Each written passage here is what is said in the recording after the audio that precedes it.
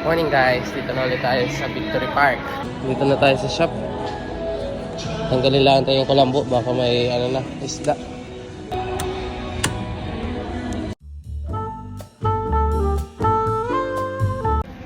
Okay na, set up na tayo para sa mga walking clients. So dito na sina boss. At yun, meron na rin tayong client from Lower Antipolo. Dalawa sila. From Antipolo nga lang din. Itong iPhone 11 na shorted, tsaka itong iPhone 11 Pro Max na change back. Yung iPhone 11 Pro Max, nandito yung client natin. Itong iPhone 11, previous client, iniwan na lang yung phone. Balitaan ko na lang daw siya. So, start na tayo guys. Ito, meron tayo 11 Pro Max na bloated. From Lower Antipolo. Ayan o. Pero bago nga natin gawin at buksan, nandito yung client natin para ikwento kung ano abang nangyari dito sa cellphone niya. Brother, okay lang ba ikwento kung anong nangyari dito? Ginagamit kasi yung naka-charge, tapos iniiwanan din overnight naka-charge. Aray ko.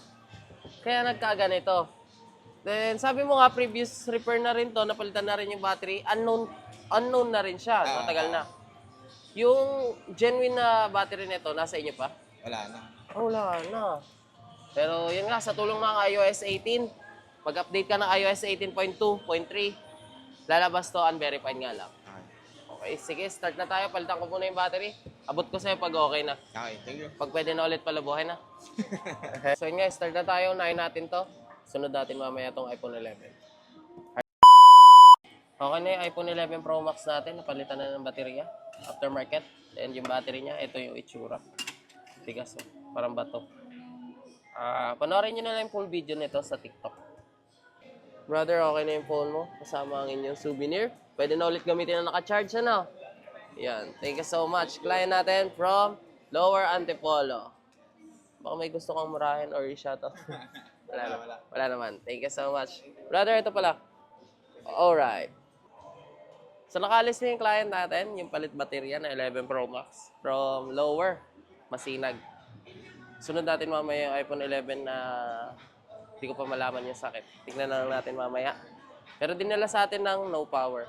Talaga. Check mo natin. Lunch break. Alright. 20 minutes later.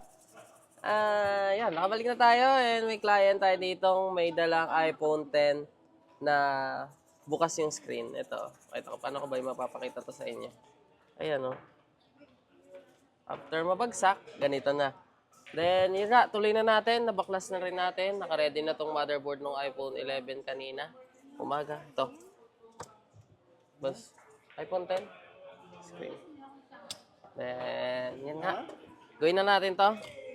Hardware to.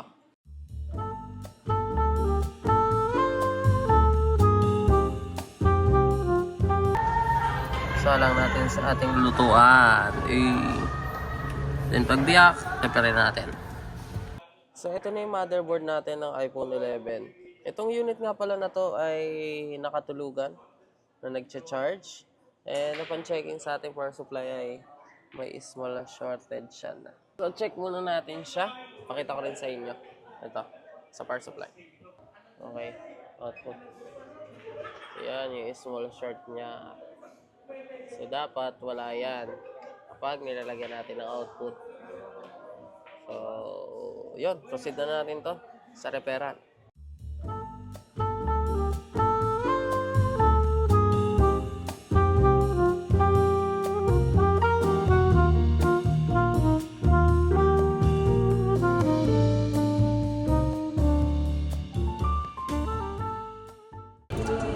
Okay na siya. Oo ba? Okay ba? Okay na yung uni. Magpasok kaya sa ano yan? Menu? Siguro. Pero wala eh. Hindi katulad kanina eh. Dinidiretso mo.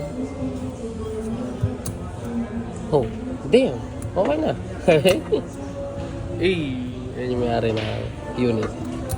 So, palitan na natin yung piyesa tinanggal natin. Tapos, balik. Yung upper and lower, sarado sa ulit. Balikan na. Balikan na.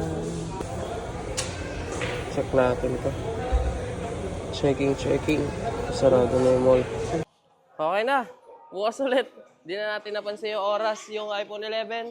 Bukas na lang natin i-testing. Alright. Maraming salamat nga pala sa mga nagpunta kanina. So, bali 3 client tayo. Isa, hindi na rin natin na-videoan itong last client na dumating ngayon. iPhone 12 Pro, pero shoutout pa rin sa kanya. Maraming salamat. Yan nga po kayo mga question at may mga problema po ang inyong mga unit katulad ng mga ginawa natin kanina ay kontakin nyo na lang po ako sa aking FB page. So, active naman ako lagi. Kahit madaling araw, re-replyan ko kayo. At ayun nga lang guys, parang nga sa araw na yun, maraming salamat sa mga nagpunta. Ako nga pala ulit si Ubeng. Hanggang sa susunod natin magkikita, bukas ulit. Peace out. Gra!